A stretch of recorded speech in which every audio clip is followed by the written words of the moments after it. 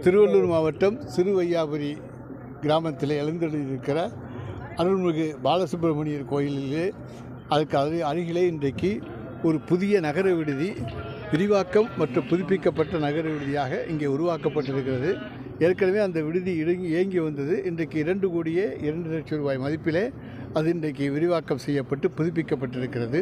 எனவே அதனுடைய திறப்பு விழா நிகழ்ச்சியில் கலந்து கொண்டும் அதேபோல் அருள்மிகு பாலசுப்பிரமணிய சாமியை தரிசனம் செய்தும் செல்வதற்காக இங்கே வந்தேன். திறப்பு விழா நிகழ்ச்சி மிகச் சிறப்பாக நடைபெற்றது. எல்லோருக்கும் மகிழ்ச்சியான ஒன்று. வேறு எதுவும் சொல்லணுமா சார்? இப்போ இந்த ஆம்ஸ்டாங் கொலை வழக்கில் தொடர்ந்து இது வரைக்கும் நிறைய பேர் ஒரு 16 பேர் கைது செய்யப்படுறாங்க. சட்டத்துறை அமைச்சராக அடுத்த கட்ட நடவடிக்கை என்ன? அதாவது இதிலிருந்து நீங்கள் தெரிஞ்சுக்கிறீங்க, தமிழகத்தினுடைய சிபிசிஐடி காவல்துறை மாண்புமிகு தமிழ்நாடு முதலமைச்சர்களுடைய கட்டுப்பாட்டில் மிகச் சிறப்போடு அதில் புலனாய்வை மேற்கொண்டிருக்கிறது என்பதற்கு இது ஒரு எடுத்துக்காட்டு. எனவே யார் யாரெல்லாம் இது சம்பந்தப்பட்டிருக்கிறார்களோ அவர்களையெல்லாம் கைது செய்து சட்டத்தின் முன்னாலே கொண்டு வந்து நிறுத்துவது தான் அரசினுடைய நோக்கமாகும். எனவே இதில் எந்த விதமான சமரசத்துக்கும் இடமில்லை.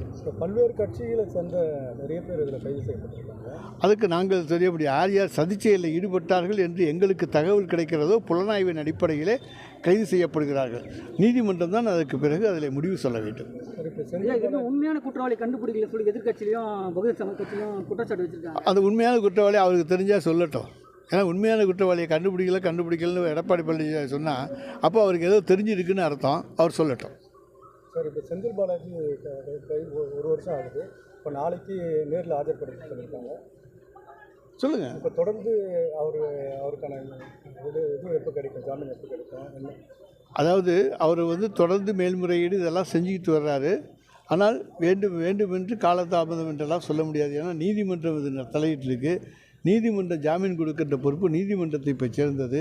எனவே நீதிமன்றத்தின் மீது நாம் எந்த குற்றச்சாட்டும் வைக்க முடியாது. பாதகம் செய்பவரை கண்டால் நாம் பயங்கொள்ளலாகாது பாப்பா, மோதி மிதித்து விடு பாப்பா, அவர் முகத்தில் உமிழ்ந்து விடு பாப்பா. அண்மை செய்திகளை உடனுக்குடன் தெரிந்து கொள்ள இணைந்திருங்கள் இயம்நாடு தொலைக்காட்சியுடன்.